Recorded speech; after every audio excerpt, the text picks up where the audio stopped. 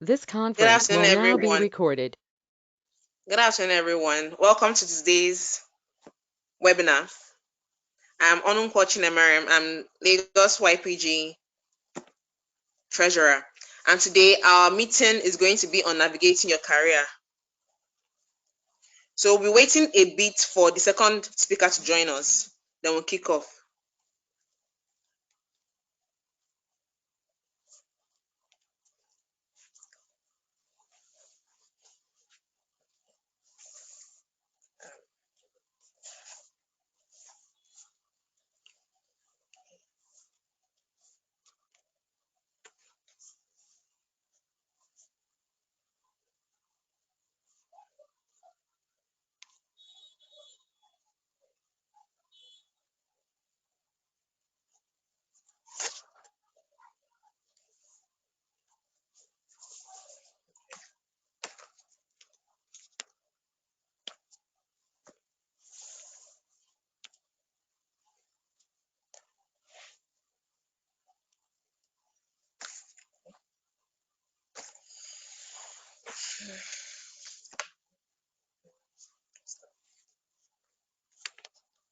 So while we wait, I will introduce the speaker we have on right now.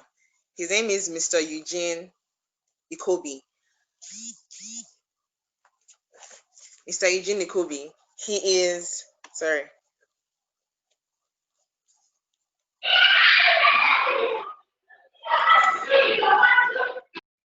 So he's presently the packaging development specialist at Suntree Beverages and Food Nigeria Limited.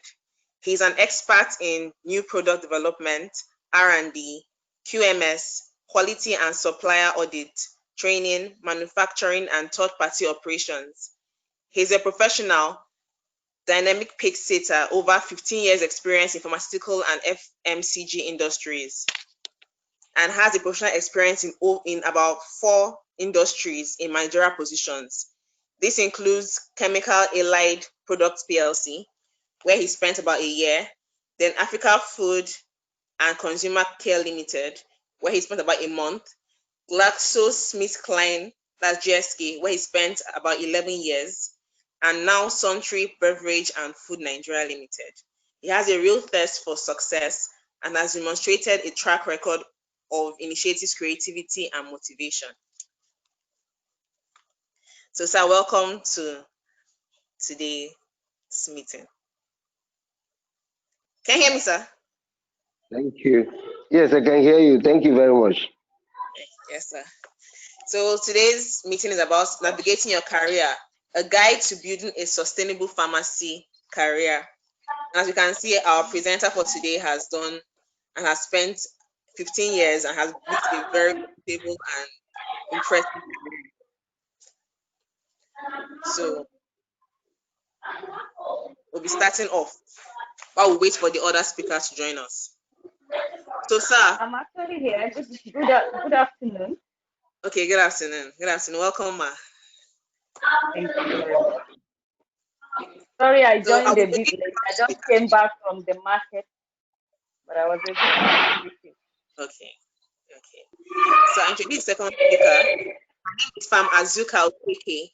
She's the Regional Director at Africa Resource Center for Supply Chain. So welcome, ma. So I'll be reading out your credentials. She's currently serving as Regional Director for Africa Resource Center for Supply Chain. She oversees supply chain transformation projects in several countries with a key focus on Nigeria.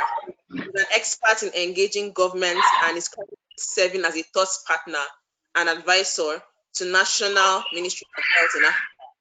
She's a leader in facilitating private sector collaborations with public sector and has done this on platforms such as World Economic Forum. Currently, she pioneered the setting up of a supply chain membership platform for the private sector in Nigeria that has strengthened the private sector spending for public health. She has over 15 years experience working on several international and local development projects and has successfully supported the institutionalization of sustainable solutions in public health delivery in Nigeria. Thank you very much. Welcome, ma. Thank you, and it's good to be here. So we'll kick off with the first question I have for you. So it's going to be a conversation between me and the speakers. Sir and Ma, you have a very impressive career progression that is very aspirational. It's kind of differs from the norm that we hear about in our society. Was this planned from the onset, or did you just go with the flow? So I'll start with Mrs. Azuka. That's a very, very good question, if I may say so. I remember when I was in my, I think by fourth year, I started questioning the role of pharmacists in the health system. By your fourth year, you would have gone through the pharmacognosy, pharmchem, analytical pharmacy, dispensing. And I kept telling myself, because I actually, like many of us that are good in sciences, my parents had said, you study, you be a doctor, you do medicine. I remember when I told my mom I don't have any interest in medicine, I actually thought being a doctor was one of the most boring things on earth. I said, no way. I wanted I chose pharmacy because I thought it was interesting. I get bored, and I chose pharmacy because I saw I could do anything. I could decide to go into community pharmacy, hospital pharmacy, go into repping, go into industry. So that was one of my key attractions to pharmacy. By the time I was in my fourth year in University of Nigeria and Nsukka, I started really questioning, is that all? So is that all there is to this pharmacy thing? It's all about medicines, or just medicine. I think I entered, by the time I was leaving school, my lecturers were saying, oh, you have to come back, you have to be a lecturer, come back to UNMJ. I said, oh my goodness, this is looking boring. Already before I even entered the market. So I remember leaving and I decided, okay, let me try out the different things. So I didn't set out to go into public health. It was more, I started out with hospital pharmacy. I did it. It was interesting. I moved into community pharmacy. I liked it. I went into being a rep. I loved being a rep. I loved the hustle of the tension, the pumping of being a marketer, having crazy targets. I remember I wake up, my boss would call me and say, Azuka, by the end of this week, we want you to drop, we want to be sure you drop 10 million in the account, 10 million naira. In those days, that was in 2004. Wow. And I'll wake up sitting down thinking, oh my goodness, where am I going to get 10 million naira to drop into our Lagos account? And I would, you get into the crazy business of repping. It was another kind of adrenaline surge, and then you start hunting the market to sell your products like a madwoman. By then, you even forget all this open market nonsense. You need to drop money. That's what your company. So I did all that, but there was something that always fascinated me, or I always hungered for, and that was having good, I think, skills that were important in the market. I always thought of how do I call it? Empowering myself in a way that I would have a distinguishing skill set in the market. That empowerment. I always, I would look out for what makes a pharmacist. What was the distinguishing factor in that industry? What sets apart one pharmacist from another pharmacist? So I always thought, so okay, is it just the selling? No, I just had that hunger for having a skill set that would set me apart. So it wasn't about money, making more money. It was about what kind of skill set would set me apart in the industry that would make me be people to look for me. I always wanted people to look for me. I don't like looking for jobs. I like people coming to me to look for me. So that was one thing that made me hungry in the market. So I remember very clearly, I went to sell, my when I was a sales rep, I took over Enugu. I was in Enugu. I mean, when I said I took over, I was distributing. I expanded to the point that my company said we're going to expand this to East and not Enugu. So I have that talent in selling things. So I remember going to it was one of the Annunciation Hospital in Enugu. For those of you that know Enugu, it's a Catholic hospital. And I was talking to the Reverend Sister there, Sister Chibudo, who is a pharmacist, but who knew my hunger for distinguishing myself. And she said to me, Azuka, there's this thing. I saw one pharmacist that came from Abuja. Man, this guy is good. The way he handles the laptop, Excel, and the way he was working on our system. There's something about this guy, and he comes from the public health industry. I said, public health. There must be something about what they do that is different from what we do. Remember that if you come out of pharmacy school, there are certain things they don't teach you. They don't teach you how to use your office equipment, how to use Microsoft Office equipment, Excel. There are certain things that, when you go outside this country and you meet pharmacists, that, the way they handle data, that data management skill set that sets them apart, and they can do design, they can use the internet, effectively. So that kind of made me hungry. I said, maybe there's something in the public health that trains us beyond the West Africa postgraduate college, because I had enrolled in that. I was like, the same lecturers that are teaching me, giving me the whole, technical things and telling me to draw a silo off my brain, those were still the same lecturers. They were coming to teach me on the West African. I said, no, this can't be all. And so that was what made me hungry for public health. So to answer your question, it was a hunger to have a skill set that would distinguish me in the market, that geared me. I felt there was something they were doing with pharmacists in the public health, that was different from going into community or marketing or hospital pharmacy. I didn't think there was any new knowledge that could in there. Nobody was really training us to make us more competitive in the market. So I wanted to be a highly competitive pharmacist in the market, and that was really what led me to public health. Thank you. I hope I didn't take much time. Yeah. No, it was fine, man. So we'll move on to Farm Eugene. All right. First of all, let me just start by thanking everyone for inviting me and for finding it good for me to share my experiences with all of you. I do hope after speaking and after today, we have learned one or two good things and learn not to make the same mistake some of us made. Okay. The first question, I would say from school, I didn't really have a direction of which of the field I'm going to settle with. From 400 level, back then in ABU, it was compulsory for all of us to go for 1 year, 3 months IT in a community practice. So I did that in my 4th year.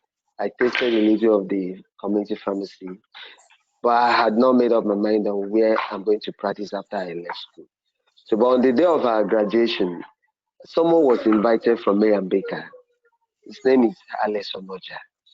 This man came, made a presentation, and after his presentation, I think I was the last person still standing, clapping for him for all the eloquent way he delivered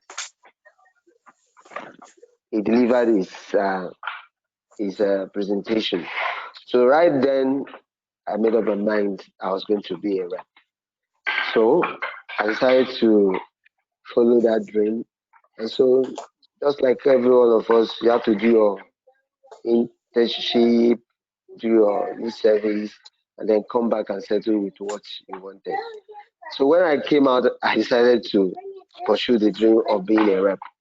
So I applied to GlaxoSmithKline, and lo and behold, all the years of strike impacted me negatively. I was already above the age range of a medical rep with GSK. Wow, they needed 26, 27. And by that time I finished my NYSC, I was already 30. Coupled with the years we lost in ABU. So repping is not possible again for me in GSK.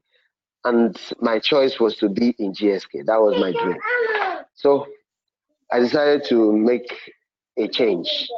I said, okay, if I cannot rep, let me go and then start production experience with them, and then maybe from there I can go into marketing or somewhere else.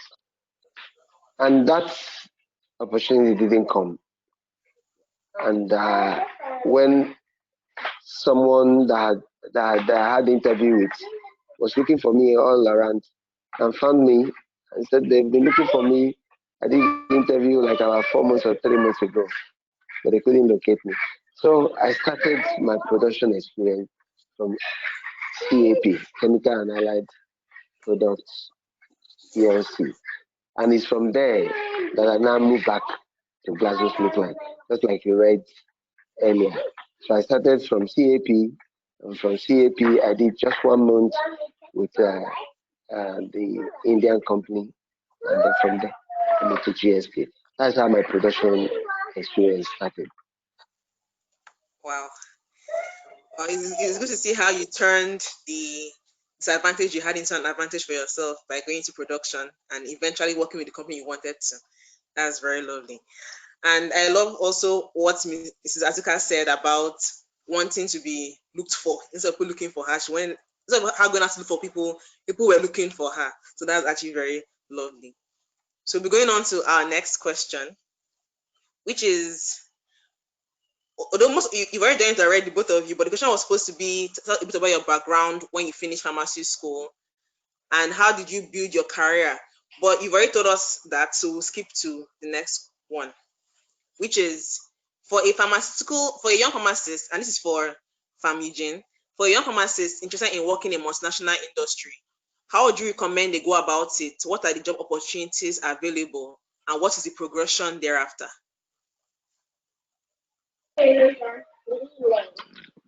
Okay,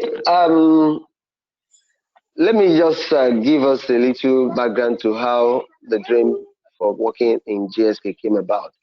So I was in my 4th year. I came home for holiday, and then I was listening to the news, and I heard there's going to be a merger between Smithkline Beecham and Glasgow Wellcome, and they will form the biggest pharmaceutical company, GSK, Glasgow Smithkline. And I said, what? This is the company I want to work with. I made up my mind there and there that it is either that company, the biggest pharmaceutical company, it's either that one or no other company. So when I finished, my mind was on that particular company.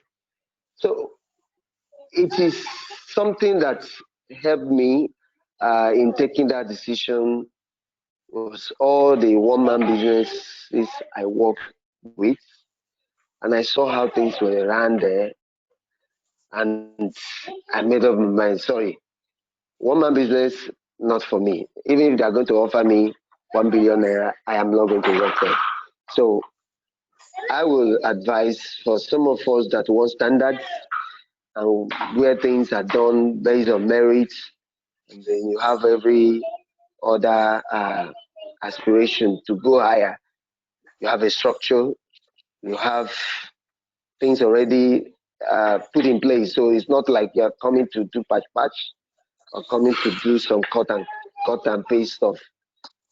Multinational will be a place for you to to go into. So you have few of them still around. Unfortunately, some of them have left the country, but we still have few ones around. So if that is your desire, not to go into where someone just wake up and say, sorry, I don't like your face, or you have not done this one for madam, or this and that, all those kind of reasons to do some negative things to people, then my advice would be that you go with a multinational. So that's my recommendation for the up and coming pharmacy. The second aspect to your question is that there are opportunity to grow, and then you can build yourself and expand. You'll be seeing it. There's a platform where you can check and see opportunities in another country. You can easily move in there, or within your own country. You have structures. You have different departments where you can decide to move into. It's not going to be like they are going to keep you in that place. Just do the right thing, get your manager involved, do all the necessary engagement, and then apply for the other uh, department. And then you see yourself moving. So nobody is going to restrict you for for whatever reason. You are the one that will determine how you want to move. But most importantly, is that your manager has that approval to let you go. Because another disadvantage is when you are good, it becomes a disadvantage for your manager to let you go. But you must make it a way of it is you that want to advance, and then it must be mutually agreed so that no one keeps you in one spot. Okay, thank you, sir. That was very enlightening. So, Famazuka, we have the same question for you. For a pharmacist interested in supply chain management and logistics, how do you recommend they go about it? What are the job opportunities available and progression thereafter? Okay. Thank you for that question. And first of all, just riding on what Eugene said, one of the things that I do as a pharmacist is to look at the market. What do I mean by the market? I say, what are people looking for? What skill sets are people looking for? What is selling in the job market? And I think I'm a visionary. I always try to look ahead. So it's not for the sake of just getting into supply chain. Why would you want to get into supply chain? That is the key question. So one of the reasons why, like I said, entered the public health industry was because at the time, I think it was in 2006, I recognized that the job market was populated for pharmacists.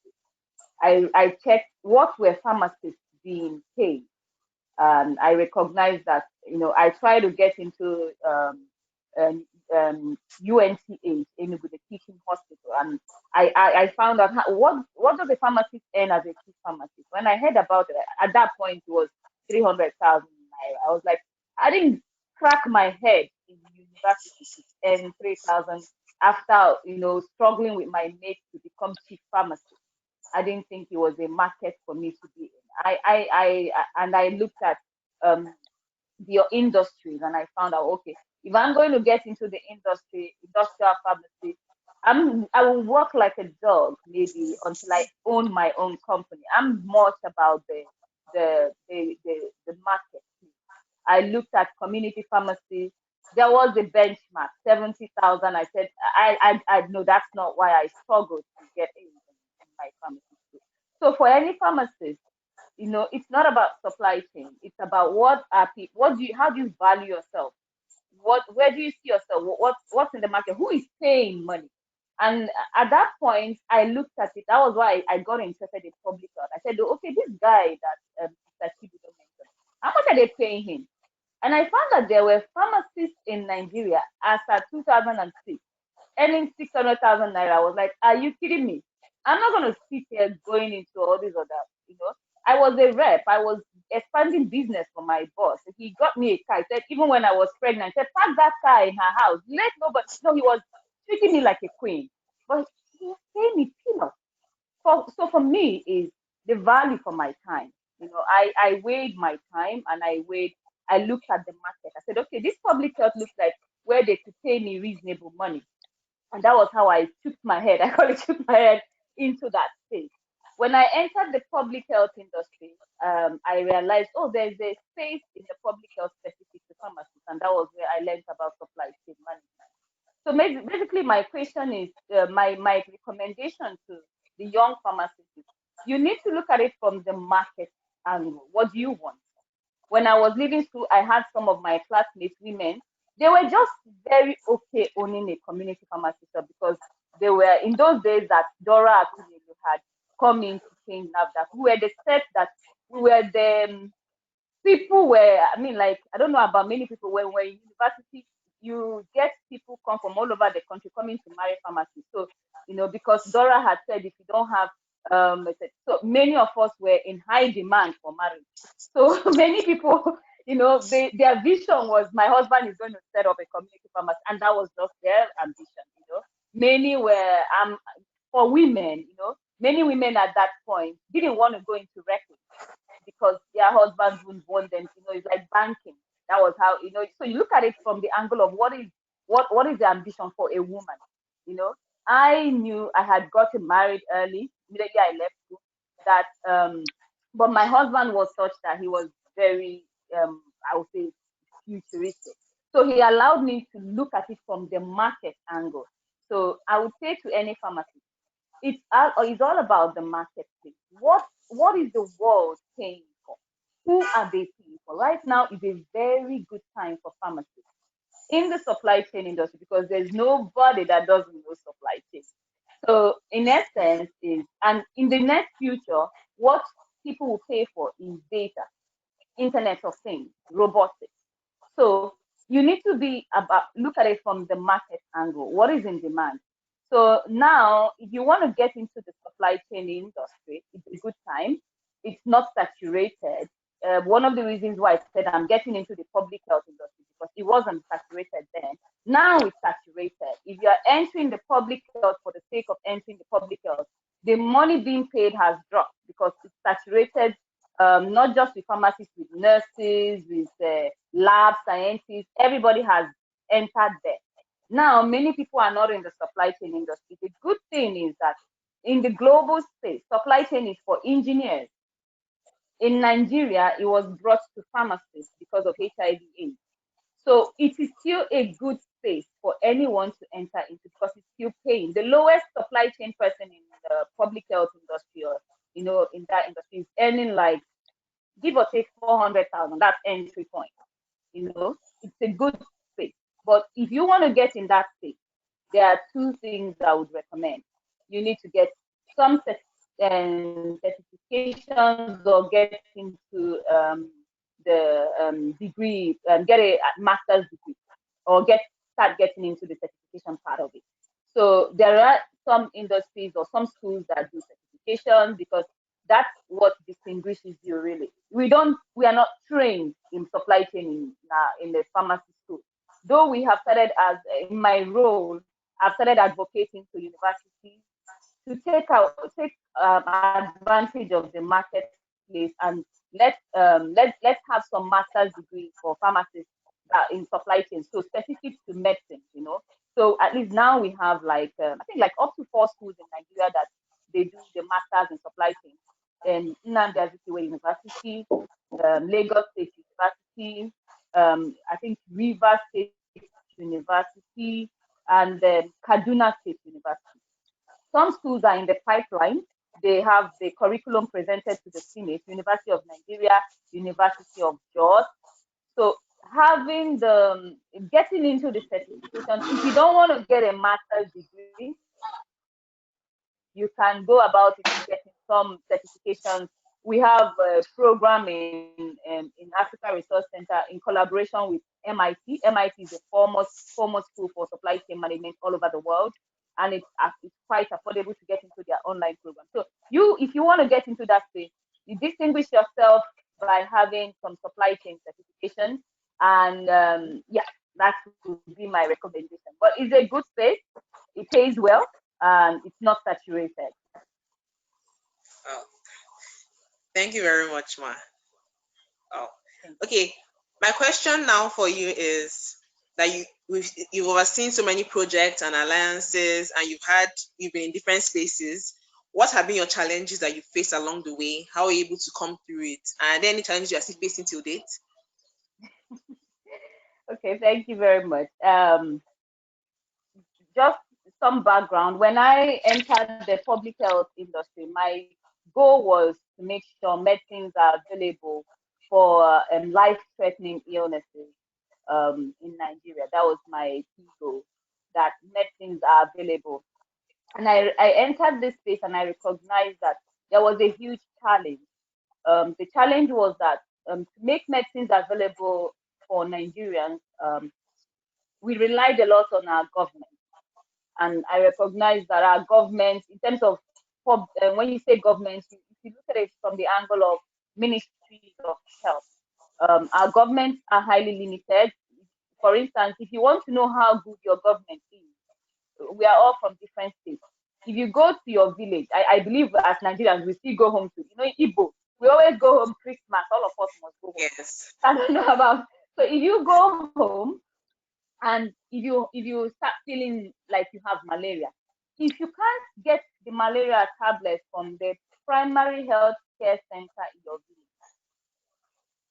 village, if you don't even know where the primary health care center in your village is, then there's a problem with that in Nigeria. Many of us, when we travel home, we start feeling whatever, we have to go to the nearby town to a pharmacy shop to get medicine. But the ideal thing, if our government was doing the right thing, is to make sure that you can walk to the nearest primary healthcare facility and get some of these medicines even free. There are basic commodities that everyone should get in every country, whether through an insurance program. So my job in the public health was, how do we get our government to make sure that every Nigerian nobody should die from malaria, nobody should die giving birth from things that are preventable. So one of the challenges I've faced is, how do you get that into our thick skull as a country? How do you get into the government to say, Oga, even though you want chop money, chop and but at least put something there for your citizens. Yeah, you can. There are certain things you can't control.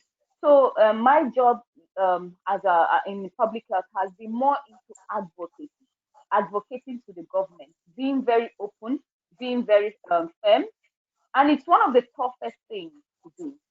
And in doing that, my job has always been to bring in, I call it marriage between private sector and public sector. So for instance, GlaxoSmithKline, how would you collaborate with a state in Nigeria to give them medicines at distributor price, which is like, you can't even imagine that. Who would they pay you? Many companies are being owed by government. They don't trust the government system. But if we cannot build a relationship with the pharma companies, governments and pharma companies, that will guarantee that they can just procure medicines from their nearby pharmacy companies, or whether manufacturers or distributors, then you see we would always have a problem in Nigeria.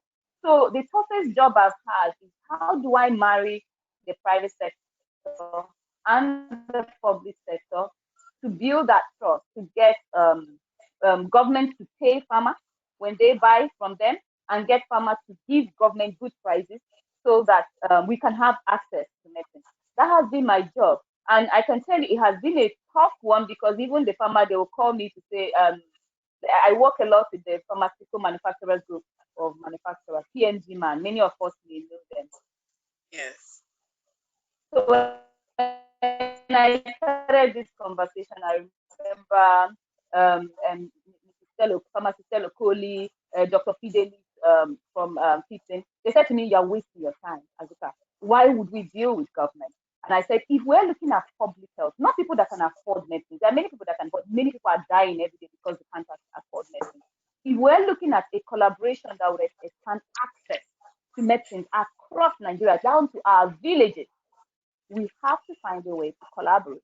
So it's been a journey. We've been preaching that, and I can tell you it's so challenging. I can imagine Eugene now thinking in his head, "You're joking. I would never sell to a government institution at distributor price. Are you joking?" So that is a tough call, but that's what I've been doing. And I can tell you, last week, it's a joy. We were able to get one state in Nigeria sign an MOU with three pharmaceutical companies, Duhel, Fitting, Drugfield, for those companies to give that state medicines at distributor price.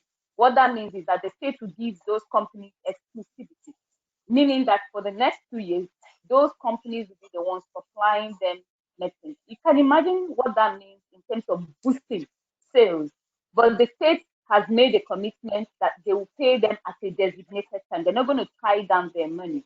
Our job is to stay in the middle of that MOU, and we make sure the state pays them, and we make sure the farmer gives them that. So that has been fulfilling, but a big challenge build brokering that trust.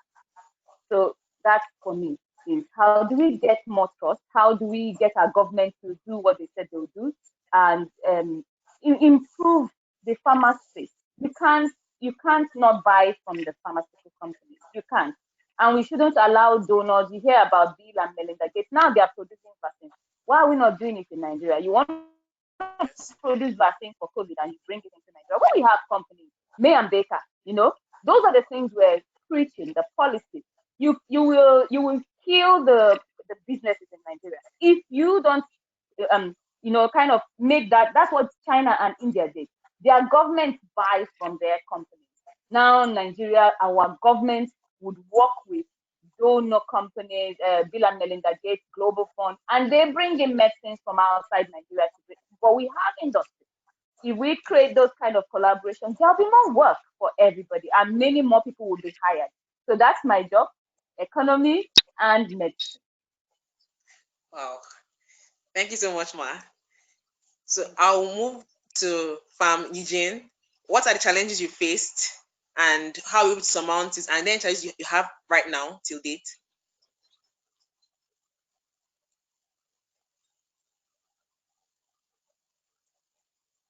Okay, Farm thank Eugene. you very much. Um, yes, I'm here.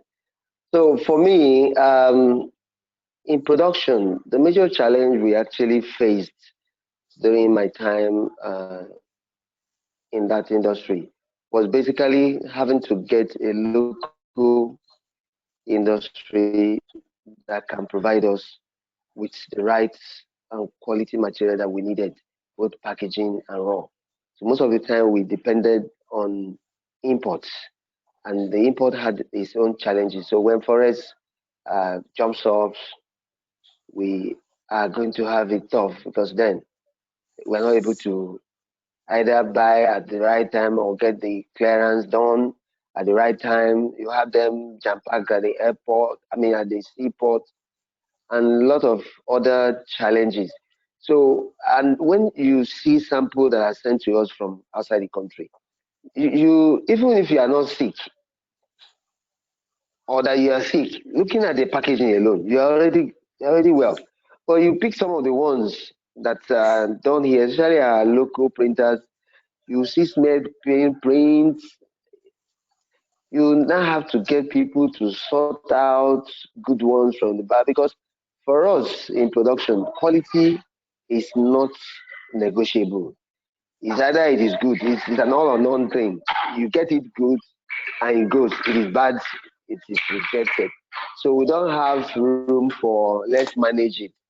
And some of us were seen as really being very strict and difficult because then uh, I will not allow in between to go through. So we're going to have problem dealing with people that are not willing to flow in that line of being 100% compliant to quality standard. And like some of you know, GlaxoSmithKline has standards that are even stricter than even WHO and any other regulatory organization. Because what my organization or GSK does is to pick piece and pieces of all the regulation, take the harshest one from all of them, and mop it together to form a standard, such that once you are able to meet that standard, then there's no other standards in this world that you wouldn't have beaten. So that made everything we're doing to be so highly demanding. So it was a big challenge getting local people that are able to meet those standards. So we depended mostly on bringing in raw and packaging and materials. So we were able to overcome it. So what was now done was to see how we go into those local companies and then begin to teach them what we needed them to do, and then bring them up to our own standard. So, like I was privileged along my career years to now be in a supplier audit. And so, as a supplier auditor, I get there, train the people, and then teach them on what to do to really meet up with that standard we are looking at. So, with that, we're able to get some that are now meeting up with our packaging material, mostly packaging material, because the raw material aspect of it is actually, let me say, is non-existent. Because when you buy a starch that is made locally, maybe your tablet will take 3 hours before you get disintegrated. But when you get the one that is imported from outside to do your tableting, you see the thing going within the expected less than 5 minutes. And then you begin to wonder why we are not able to do as small as producing pharmaceutical grade starch. It's so disheartening that we are Yes. still struggling to have local industry that can help us uh, get this raw material locally available, and then stop us from going in search of forest. Today now we are talking of over 400 and something naira per dollar, and we don't know what it will be next year. So uh, government really need to do a lot on this aspect, and then the individual that have the might, the wherewithal, they should begin to look into establishing this industry that will help us make both standard packaging and raw material, standard packaging that will compete internationally. You are not doing it for Nigerians, because when you get the standard right, it is easier for you to export to all other countries. Just make sure that you meet the regulation of the country you are exporting to, and then you see yourself in business. But if you are not able to meet even local person, if a grandfather is complaining about your pack, then just forget it. You can't even go outside the country. True. Very true. I don't know whether I can add to what That's you it for say. me. Okay. Let me add to what he has said, because that's really he mentioned that some of us that are in that position to advise government, you know, to look at some of our, I would say, the what would improve local manufacturing, you know, in the country, to the extent that we don't need to go outside the country to import, whether it's raw materials or even to the basics of packaging materials. You know, I think the challenge I have, and I always get upset when I hear, oh, pharmaceutical, PCN or PSN, um, complaining that doctors are being better paid, or those kind of arguments. And I always say we shouldn't be, um, we should know the uniqueness of pharmacy practice, that there are so many things that we should be fighting for. One is local manufacturing, and not fighting for better pay. If you have your skill set and you do your work, you're gonna get paid better than any doctor on earth. So I think also is who are those speaking for pharmacists? Who are those at that level? You know, whenever I attend, I remember the last time I was invited to, I think it was the PSN. No, I think it was PSN. I don't even know which conference. The one they did in Ibadan one time. I said to myself, what am I doing here?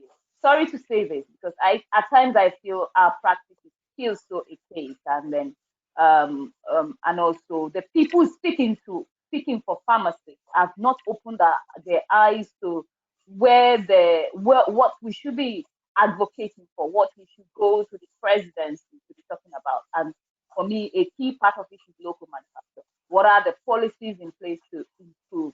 What are the financial infusions into companies to enable them to manufacture good quality starch? That way, you should never be in a space where you are arguing about doctors being paid more than you. I think it's a lack or ignorance in understanding our value. Truly, we shouldn't have that argument, you know. And many of us should aspire to grow into policy, that policy space, because we do need more people that are visionaries to be at that point, being the head or whether it's PSN or PTN, and speaking Yes. for us for relevant issues, not doctors any more than us. Oh, that's very true. We need more pharmacists going into policies and even politics actually as a whole, so as to help the profession move forward. So Yeah. we're coming towards the end of the question round. So the question next one is, what's a lot of pharmacists are looking up to you, Mr. Azuka, and also Mr. Eugene. So because you want to have a successful career like you have, like you're able to move from being a supply chain specialist in a Catholic relief service to being a regional director in about 7 years or so. So welcome up to you to tell us what's like your advice for us. How can we get started? What's your advice for us? And anything you want to add right now? Like I said at the beginning, never be a job hunter. Be the person hunted. That has always been me. So everywhere I work, I so distinguish myself that when I want to leave, they say no, you're not leaving, and they beg me. And that's how. So everywhere I work, I remember starting my NGO career. It was in Warri, as I think it's a HIV pharmacist. That was my startup. So I was working to care for HIV um, and clients and those with management of HIV.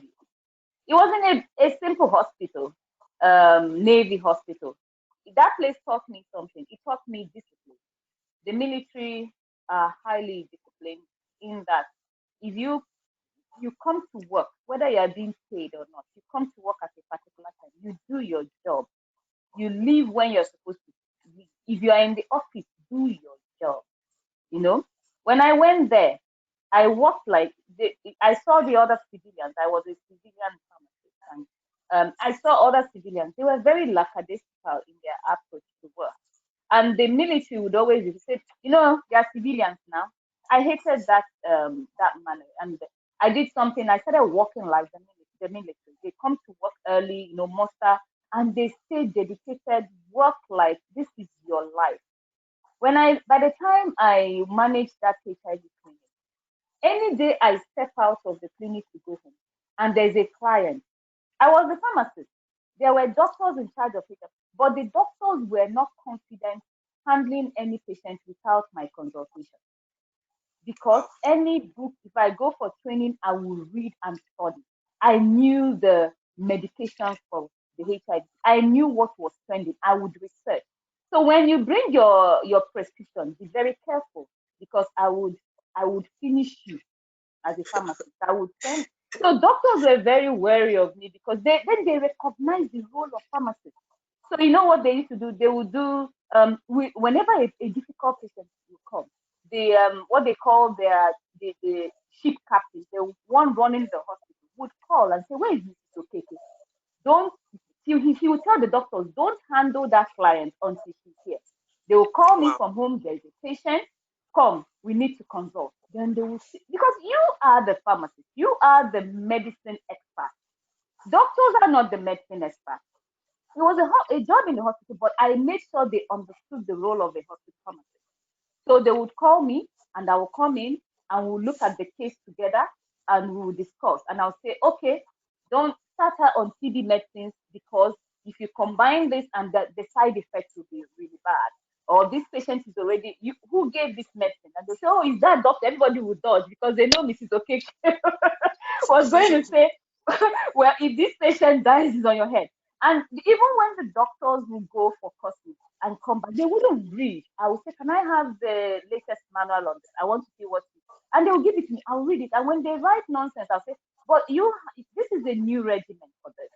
So in essence, I said, anywhere I work, and that place, I was earning 92,000 naira. The doctors were earning 300, but it didn't make any difference. I wasn't there to say this doctor is earning more. I was there to say this is the role of a pharmacist. This is the value of a pharmacist, and we would save life. We didn't lose patients while I was there. Nothing like a patient, nobody, because by the time we start, the patients will stay, and before you know it, they go. And they come back, they will come back to the pharmacy and say, Ma, thank you. Because Wow. the medicines were, anywhere you are, distinguish yourself.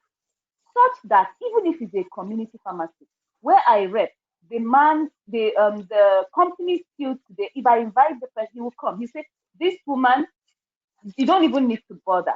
When I left that place to go to Abuja, I distinguished myself so much that when I went to do my master's and came back to Nigeria, I didn't need to really. It was my bosses that were looking for work for me. And my previous company said to me, when you come back, we would take you back. When I came back, they told me, oh, your place is still waiting for you. I said, I can't go and study and crack my head after the winter and you pay me the same money. No, see, my bosses always look for work for me and work looks for me. Why? It's not because I know anybody, because anywhere you are, distinguish yourself. Keep abreast of technology. What will make you different? A pharmacist that cannot use Excel is a disgrace. A pharmacist that cannot do PowerPoint is not abreast of what is happening. You need to go for your meetings. If you go for interview, go and do your PowerPoint and bring to them and say, this is what I can do. This is how I can improve your sales. Do not be a regular pharmacist. Distinguish yourself. That's what, wherever you are. My current job, I tell you, I was somewhere and the CEO came to me and said, I designed a program with you in mind. Please come and lead this program. And I said to him, I will give you 2 years because I don't stay beyond 2 years. I'm a builder. I'm a pharmacist. We design things. He said, please, Azuka, we give you 3 years. Give us 3. That he was begging me. Come, 3 years. Tell me what we will pay you. That's who you should be. I entered that organization. That's a Aliko Dangote Antimovia organization. When I went there, within 3 years, I mean 3 years now, I had been promoted 3 times. And I didn't seek for promotion. The promotions, seek for me.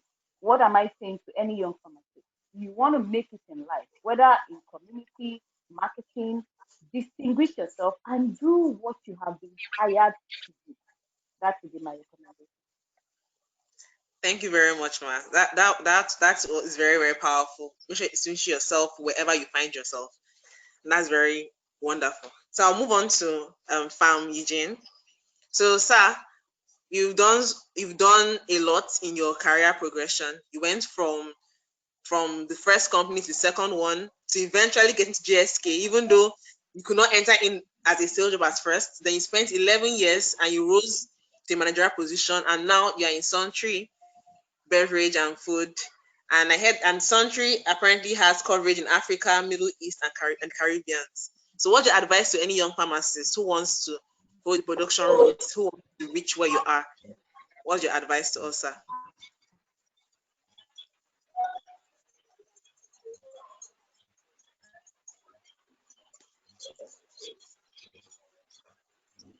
So we can't hear you, sir. I think you are muted.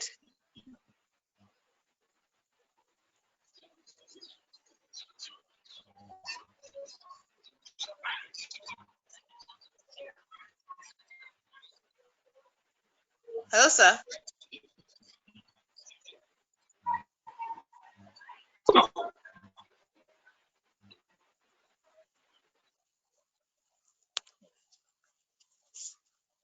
Mr. Eugene, I think you're mute, or either it's your network. Yes, we can't hear you.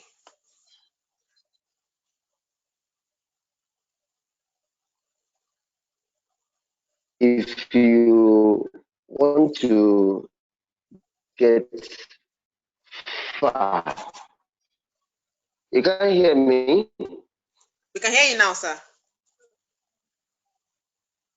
Hello.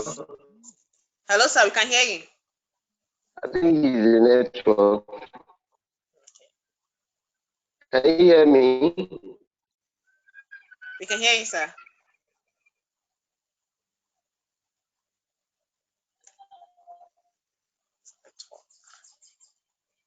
You can't hear me. I can hear you.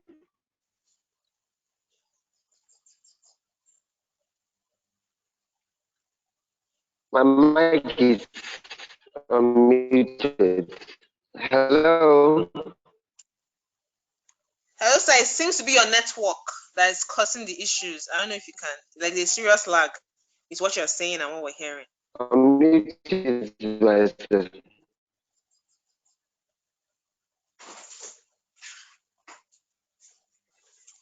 I think it's your network. Yes, sir. What do we do now? Okay. So while we sort this out, please put your questions in the comment section or in the so we get to it once we're able to connect well to him. Maybe his network, I'm sure he will dial back in. Yes. So does anyone have any questions? We're going to the question and answer round first, and then we'll call it a day.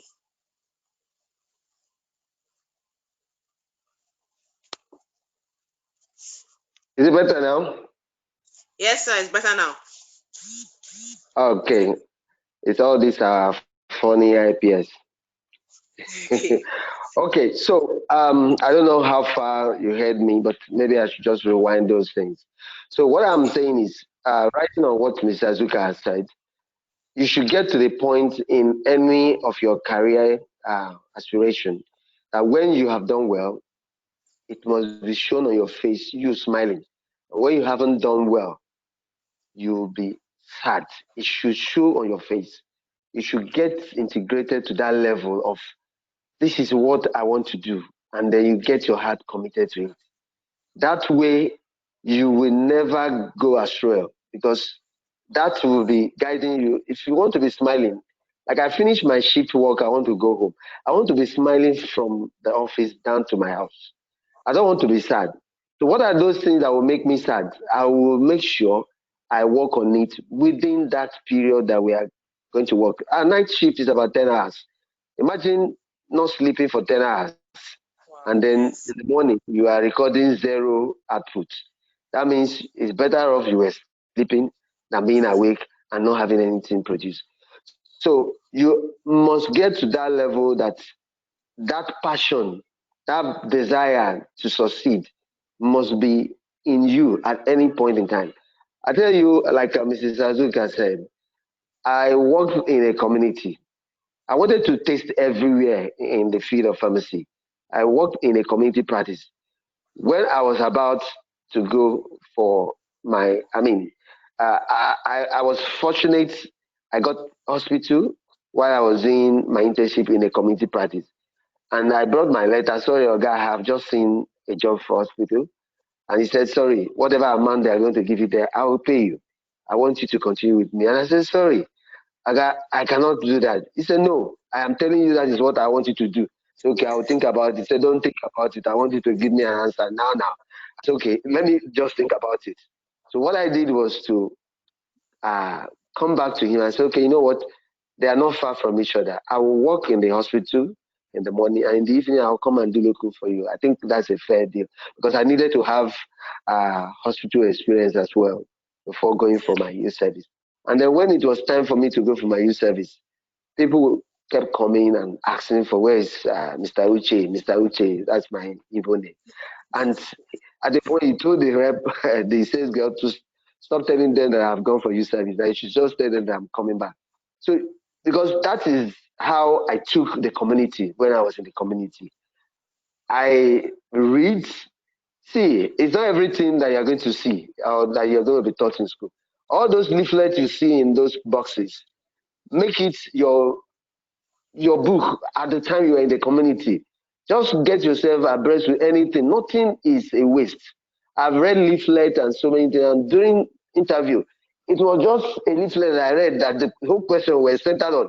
I never knew, but that is how you grab as many information that come your way. Don't let them go by. Don't see it as a waste. Journals. I just decided I work with Farmer News. For some of you that don't know, I work with him, and within that period, I learned a lot. Yes, I did my IT with the man as a student, and then when I came out of school and I was looking for a job, and then because I know my worth, one is like Mr. Azuka said, I know the amount that what I'm going to give you is worth. So if you offer me less, I'm not going to work. So after that youth service, and I kept going from here and there, and they were willing to offer less. And I said, sorry, if you're not going to pay this amount, then there's no work. I decided to go back to Farmer News. And I said, sir, I am here to offer you voluntary service. And he said, sorry, I'm not taking you as a temporary, sorry, I said temporary worker. I'm not taking you as a temporary worker. I will give you a permanent job. I said, sorry, sir, I don't want to start from journalism. I want to just do this thing for a temporary period when I'll now settle for whoever is willing to pay me what I want. And he said, sorry. And he gave me an assistant editor in chief. Assistant editor to start with in his firm in Maryland. So that is how you must distinguish yourself, like Mr. Azuka is saying. Anytime you have that opportunity, do not let it slip by, because this time is not something you can control. Before you know it, today is gone. You must be able to determine what have you been able to achieve within that space you are working. You will see yourself 4 years, 5 years in a place, and if you haven't made up your mind what you want to do, like I did my master's while I was working. I did master full time, and I also was working full time. Some of you will be wondering how was that possible. These are Yes. sacrifices you have to pay. Yes, you have to pay that sacrifice. What did I do to achieve that? If you know Professor Mende, he was our HOD then, and he said everybody must write undertaking for you to come and do masters, because his experience is people start and then they disappear. So if you are going to be admitted, you must write an undertaking that you are not disappearing. So I wrote the undertaking, and what was the way out for a program that is full time? The only way out was for me to deny myself some of the comfort. So I decided to go on a stretch night, and then daytime I take Okada from Agbara and straight. I'm going to Akoka.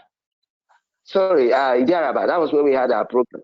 And I did that for that period. It was stressful. I was like a moving clock. There was no time for rest. People would be somewhere trying to socialize. I was taking off again to go back to work, just utilizing the time I had to make sure I achieved what I wanted. I had a goal. So I was focused. My boss knew that I would do it within 1 year. And I don't even have room for failure. I don't have, because I came from a background that is not so privileged financially.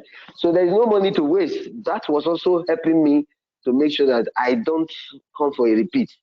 I don't do anything that I need to do once by doing it twice, because I wasted the first opportunity. Except it's something out of my hand or out of control. That is when it can happen twice. But as long as you have the period to do your reading, get yourself prepared. Don't go to meeting unprepared. Some people will be having a meeting by 10 o'clock, and by 9:30, that's when you start looking for your slide and other things. You should start that from yesterday and let them know when you are presenting, you are talking with confidence. And then your bosses will be taking notes. Some of your HOD will be taking notes. When opportunity comes, they will be looking at those that are actually delivering, not those that are coming to mark time, because we have a lot of us that come to work. Some just want to answer a presence, sir. But if your own is not to come and answer presence, sir, make sure that you utilize your time very well and make your mark known. And then the sky will be your limit. Look out for opportunities when they are coming. Don't say I cannot do it. The job I'm doing currently now, they never taught me in school. But I said, sorry, anything I'm doing, within 2 years, I want to move to another one, and I will pursue it. So I'm in packaging development now, and I went into research and development. And that is how I kept on moving. Before the role came out, I said, no, I will apply. Got somebody from another company, and the person failed, but I did my test, and God helped me, and I stayed through. That's how I continued. So it's just for you to be focused, and God will come to your aid. Don't play with your time. It is very key that you don't play with any of the time and opportunity you have. Thank you very much, sir. That was very wonderful. And from what we've gotten from you and also Mr. Azuka, distinguish yourself wherever you are. Ensure that when you are done with the day, you feel that you spent the day and you've done all you can do to reach all your goals and Yeah. objectives. Yes. Thank you. I have a question in the chat area from Oluwadamilola, which says, hello everyone, it's been an enlightening meeting. My question is for Fam Azuka. For someone who has interest in public health, How can one get into that field, grow in it, and have a maximum level of impact, both locally and internationally? Okay, thank you. Thank you for that question, first of all. Public health is very broad, and as a pharmacist, you need to narrow it to what's your competitive advantage. Remember that there's so many, just like going into hospital pharmacy, you know that there are so many health practitioners, and you need to understand what's your competitive advantage. How do you distinguish yourself in such a broad area? So the first thing you need to do is to research where are the opportunities for pharmacists. So you're not playing in the top of the doctors or the top that anyone can play in. That's very, very important. So it's that research. Then two is also the why. If you have the right heart, public health is about the heart. If you are there just for you to go make money or because there's money in there, you can swim in that ocean and lose yourself. And yet, there's so many people trying to get into the public health industry. Apparently, I always blame most of those that entered quite early in the pharmacy field. A lot of people entered there and went and sat down, kept their mouth shut. They didn't call other pharmacists to say, come move, there's a fertile field here. What then happened was it became overflooded with doctors and the nurses, and it looked like there was really no clear path for pharmacists. So my point being that it's an overflooded field.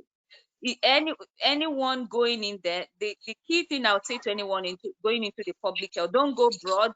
I'm looking for a job. You see every job and apply. You won't. It will be tough, except somebody.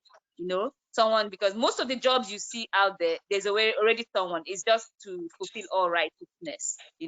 So if you apply, Mhm. don't even bother.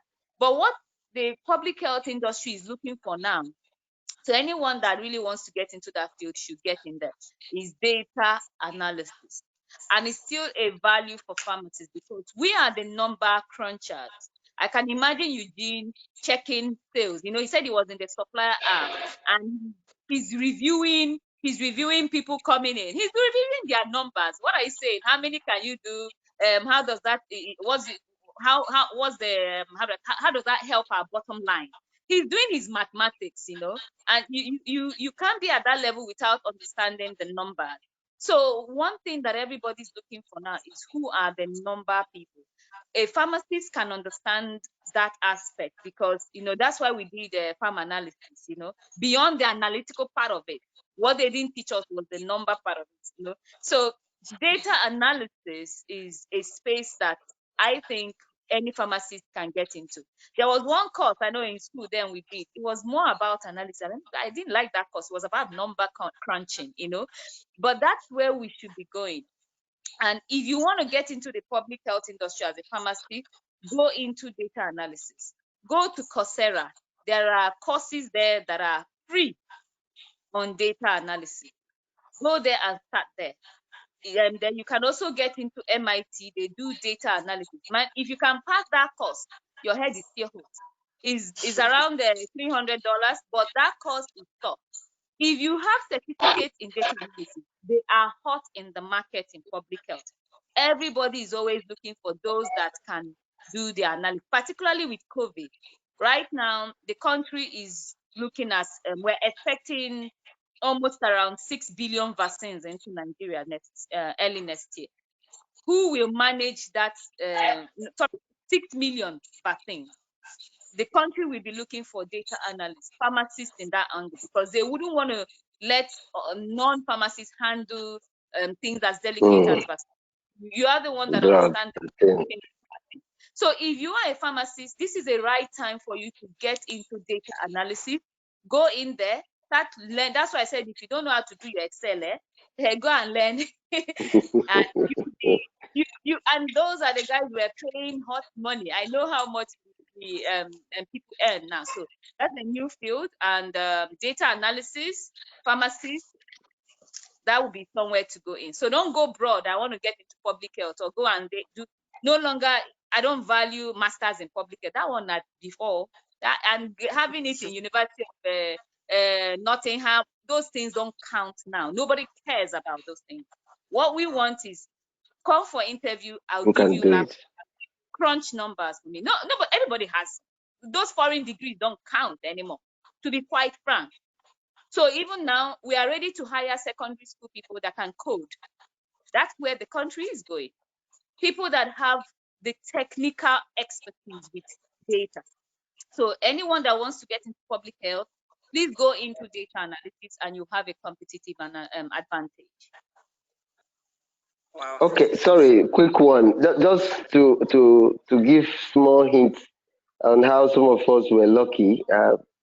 Mrs. Azuka has mentioned the need to have that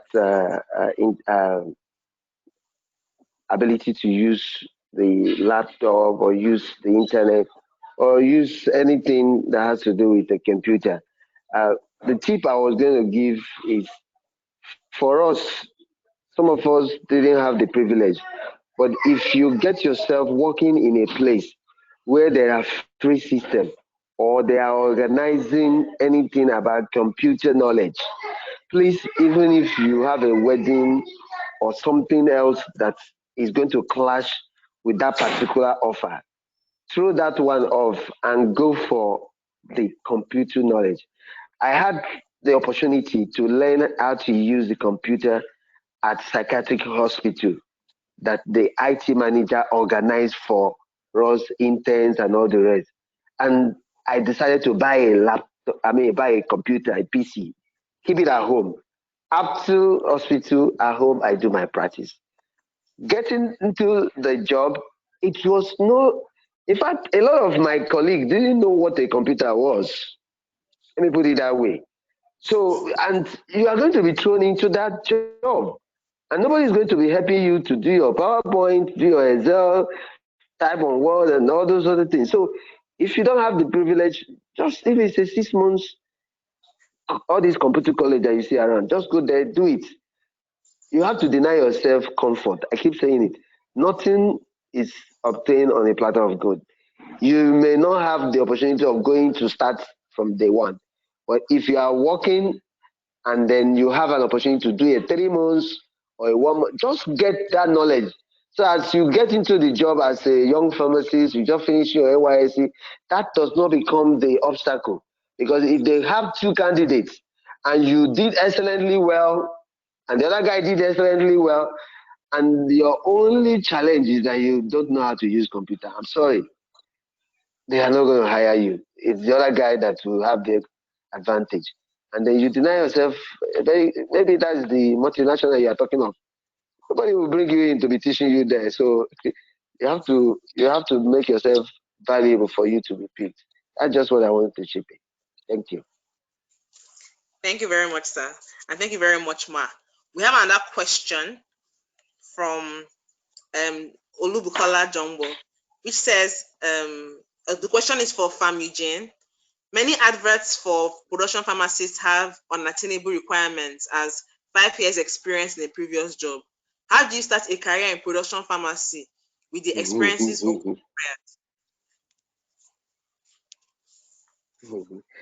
Okay, it's actually a very tough one. It happens in almost all industries. They want someone because all the organization got established to make money. They are not there to train you. They just wanted someone that will come and add value to what they have already established. So, but at times you can do what I call uh, just explore. If you have a company that is within your environment, go there and be learning without pay. These are things that can help you to gather small experience. All that is required when you go for this interview is that you understand. I tell you the principle of production. It is input, processes, and output. In the same way, anywhere, the same thing anywhere in the world. So if you understand these are your inputs, these are the processes to convert those inputs to the finished product, which is your output, then you will be able to do it. So maybe you are in Ogun State and you hear there's one company that is there. If it is freelance, Just make yourself available as an IT. They say no money. Yes, just go there. Even if it's 1 year that you gather the experience. I will tell you, I started my production experience, and at the interview, they asked me, "Do I have experience?" I said, have. I don't have 1 single year experience, but I am going to deliver on the job from day one." They were all looking at me. I was talking confidently in that place, and I said, "It is just you to try me, and then I will be able to deliver on the job." So when I got started to now acquire the experience, I decided not to be a pharmacist. That's another trick I'm going to tell some of you. Don't come and be bossing anybody. You are going to meet your granddad that has been operating the machine maybe before you were even born. He's there in that company.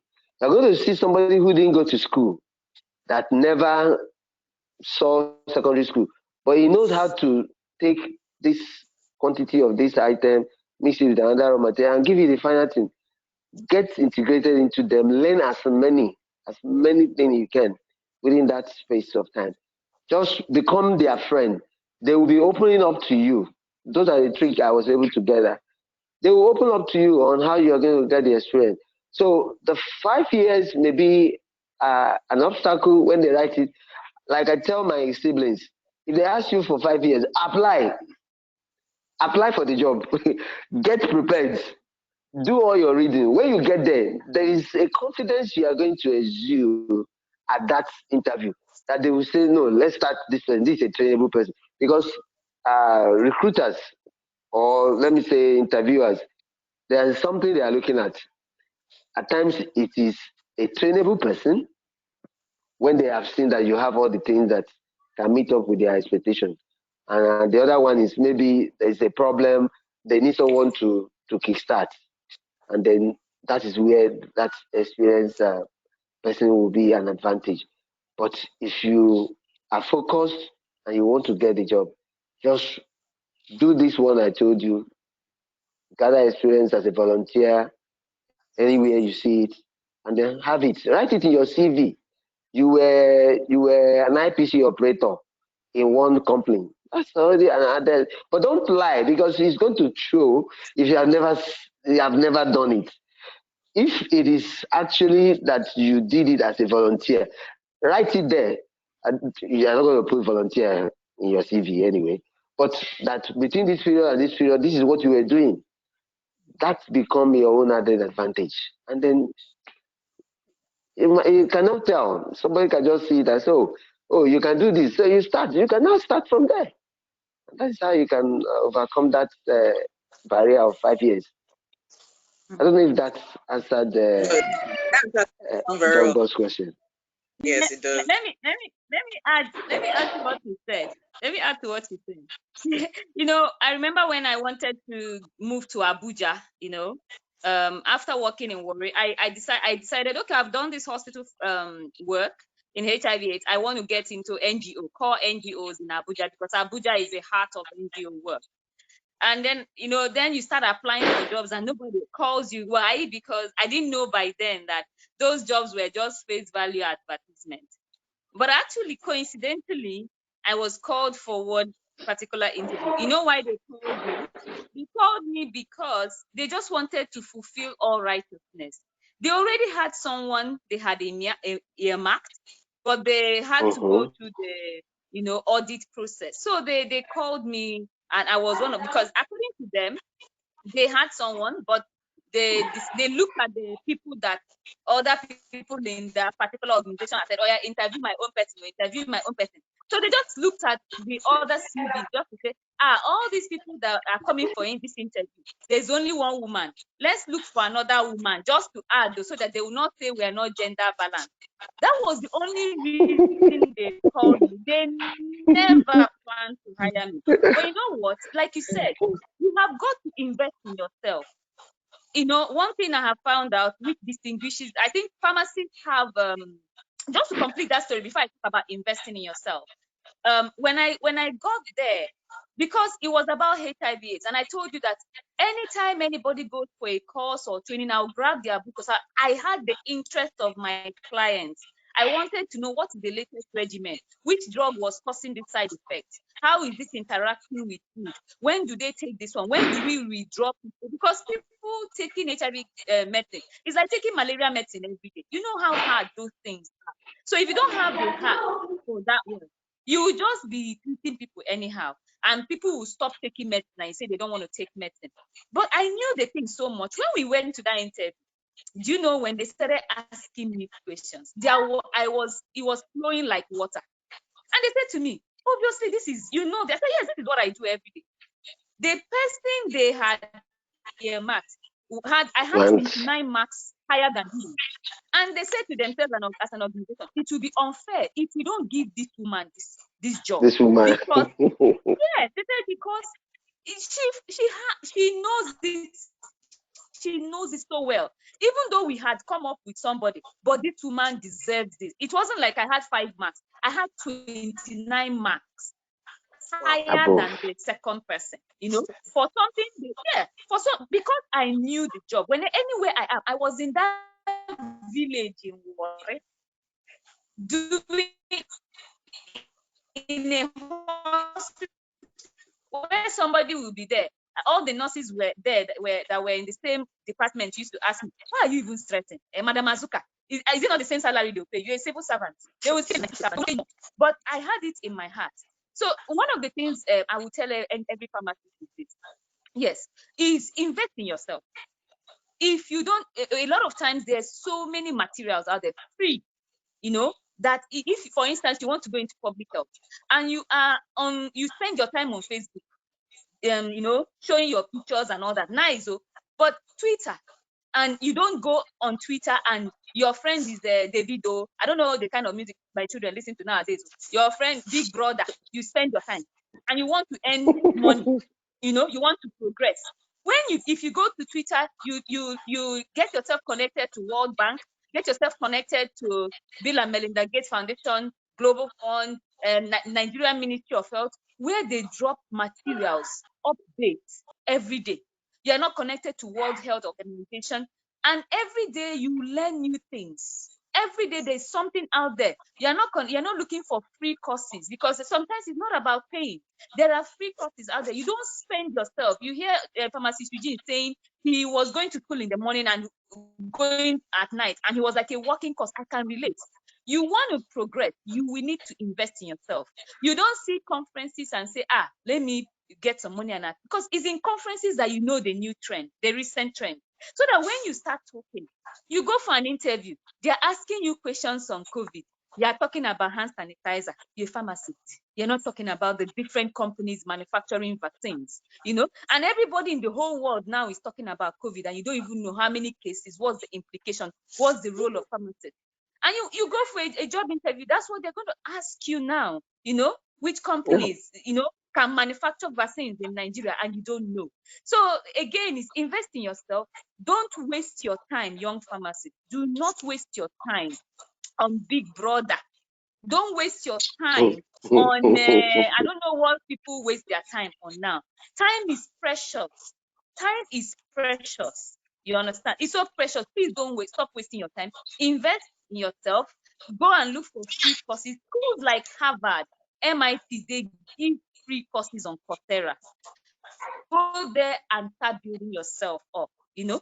And of course, conferences, there are many virtual conferences. Don't call them waste of time, you know. Don't go into, I don't know what they call it. People can be abusing government or president, and you are tweeting and that's what you are doing, abusing. Please don't waste your time on those things. If you are on Twitter, on social media platform, make sure you link up to youthful companies. If you want to go into manufacturing, are you connected to GlaxoSmithKline? Are you connected to some of the do you go to their website to see their reports? Invest in yourself. It's so important. Thank you. Thank you so much. So we're going to be rounding off very soon, but we'll take this last question and we'll take it very briefly, which is by Chamaka Okonkwo, which says, this is for Pamazuka. How can someone who's interested in community health and public health combine the both?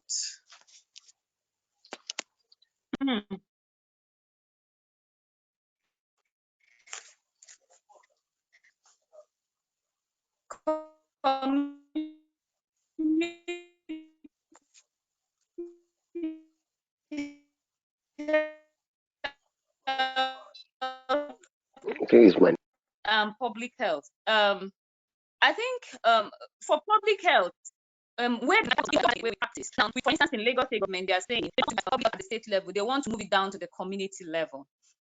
So you can combine the because everybody is going to primary health care.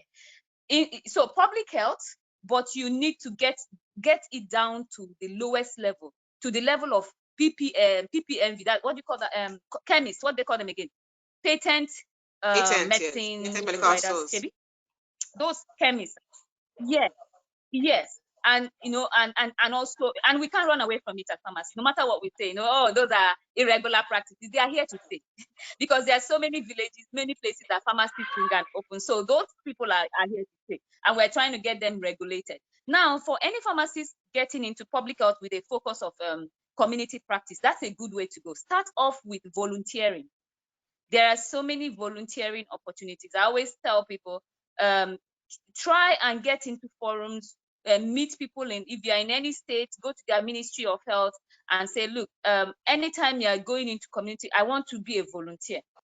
The moment you get into volunteering, you are able to easily be absorbed by one organization or the other.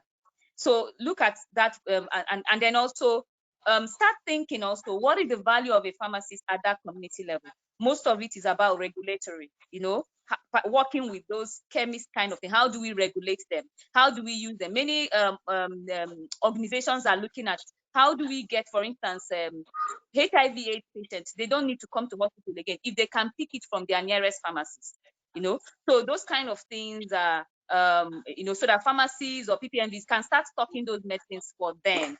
So all people will go there and drop things for them. So there are new thinkings. Go and learn about that. Go and learn about how people are thinking through using the chemists to regulate them, so that when you are in those volunteer opportunities, you are also giving them new ideas. Before we go, I want to say I will maintain a connection with this group. Why? Because in Africa Resource Center, yes, we have opportunities for trainings. We have a collaboration with MIT. We have a collaboration with some schools in other parts of the world where they give free training, some affordable training. So without I will if there are those opportunities that come, I'll reserve 1 or 2 spots for this group so that you will also be able to move it to your group, and if there are conferences that I think will be of value to you, for the purpose of, this is my saying, thank you for inviting me. Thank you so much, ma.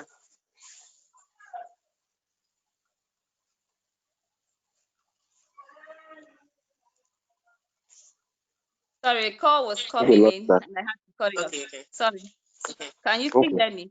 So any opportunity that will be of good use to this group, I think is Miss Chineme, are you the one that connected me on email?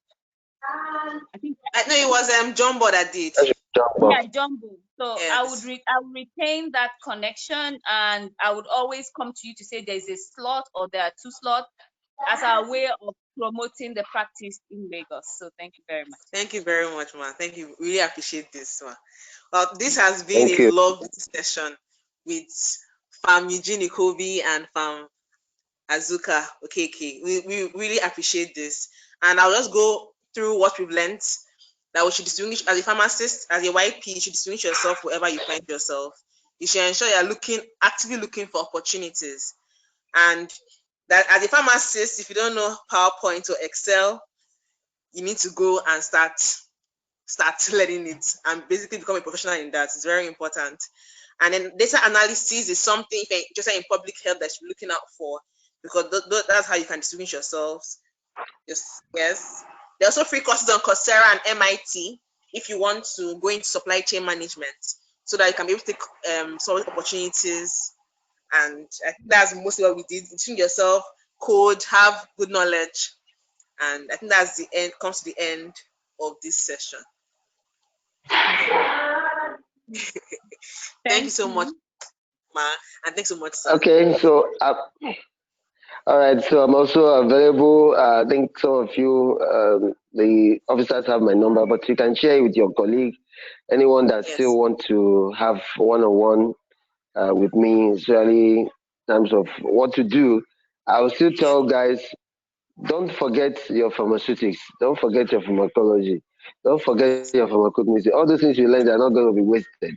When you get to production, nobody will teach you how to do it, but those things, your basics, will be what will help you to navigate. So I just want to make myself available for any of you. My number is there. You can call me anytime, even midnight. I'm always available to answer call. So thank you for having me on this platform. I will look forward to having another one another time. Thank you very Thank you, much. ma'am. So we'll move over to, thank you very much, sir. Thank Move over to Pam Jumbo, who was the one that convened all this together. So she take the vote of thanks. All right, thank you so much, Chinemere. Thank you so much, sir. Thank you so much, Ma, for your time once again. Thank you for all you said to us. They've really, really been hitting us, I guess. So we would all try to work on all what we've learned today. And we hope that in the nearest future, we too will be able to share what we've learned so far with people coming up. So thank you so much for Yes. your time once again. We really do appreciate it. And we'll keep in touch with you, sir, Yes, and thank Ma. ma'am. you. Thank Thank you. Yes. Thank you Thank very you. Thank much. you. Thank you. Bye Thank you, bye. Bye. everyone. Thank you, sir. Thank you, ma'am. And you enjoy your weekend. Bye. We will. Bye.